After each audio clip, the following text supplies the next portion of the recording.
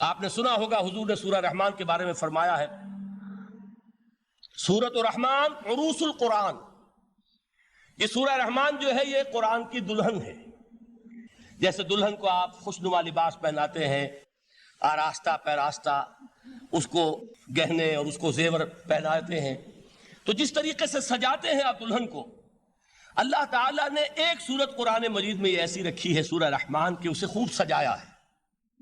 اس میں الفاظ کا در و بست، اس کا اپنا ایک ڈیوائن میوزک ہے. وہ تو اللہ تعالیٰ قراء جو ہے خاص طور پر مصر کے قراء، اللہ تعالیٰ ان پر رحمت نازل فرمائے، ان کی خطاؤں سے درگزر کرے. جس طرح قرآن کے انٹرنسک میوزک کو انہوں نے واضح کیا ہے. واقعہ یہ ہے کہ اگر یہ لوگ نہ ہوتے، شیخ عبد الباسط محمد عبد الصمد، شیخ محمود خلیل الحصری، یہ لوگ کہ جنہوں نے قرآن کے اس غنا میوزک، یہ لفظ جو ہے آپ حیران نہ ہو کہ میں یہ کوئی شاید توہین کر رہا ہوں قرآن کی، حضور نے یہ لفظ استعمال کیا ہے. تغنو، اس قرآن کو اچھی سے اچھی خوشلحانی کے ساتھ پڑھو. من لم یتغن بالقرآن فلیس منا، جو قرآن کو بہتر سے بہتر انداز میں، اچھی سے اچھی آواز میں، خوشلحانی کے ساتھ پڑھنے کی کوشش نہیں کرتا، وہ ہم میں سے نہیں ہے. بلکہ ایک مرتبہ حضور رات کے وقت آپ گشت پر تھے اپنے ساتھیوں کے حالات معلوم کرنے کے لیے. حضرت ابو موسیٰ اشعری رضی اللہ تعالیٰ عنہ صحابی ہیں، ان کے گھر کے پاس سے گزر ہوا، وہ رات کو تہجد پڑھ رہے تھے، کھڑے ہوئے کیف کے عالم میں قرآن تلاوت کر رہے ہیں.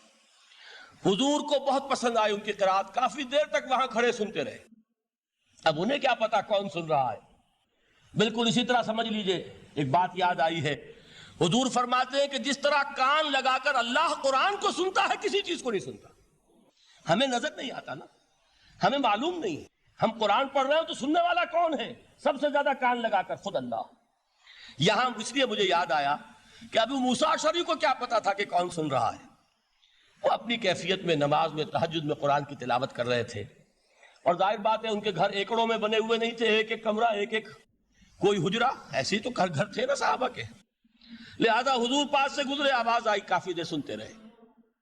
اس کے بعد آپ تشریف لے گئے، صبح فجر میں ملاقات ہوئی تو حضور نے تحسین کے انداز میں فرمایا، یا ابا موسیٰ انک قد اوتیت مزمارا من مزامیر آل داؤد. اے ابو موسیٰ، تمہیں تو آل داؤد کے سازوں میں سے ایک ساز اللہ نے عطا فرما دی. جس طرح حضرت داؤد، لہن داؤدی مشہور ہے کہ جب وہ پچھلے پہر رات کو حمد کے ترانے الاپتے تھے، قرآن میں ہے کہ پرندے شامل ہو جاتے تھے ساتھ، اور پہاڑ وجد میں آتے تھے، پہاڑ بھی ان کے ساتھ شریک ہوتے تھے. تو جس طرح کا اللہ نے ان کو لہن عطا فرمایا تھا، حضور نے تحسین کے انداز میں فرمایا ہے ابو موسیٰ اشعری، اللہ نے تمہیں بھی آل داؤد کے سازوں میں سے ایک ساز عطا فرمایا.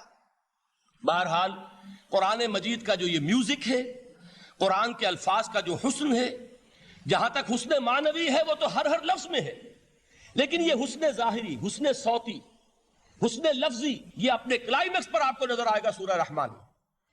لیکن قرآن میں یہ سورت اس اعتبار سے بھی ممتاز ہے، اس کی 4 آیات پر ذرا توجہ کریں گے، عجیب حقائق سامنے آئیں گے.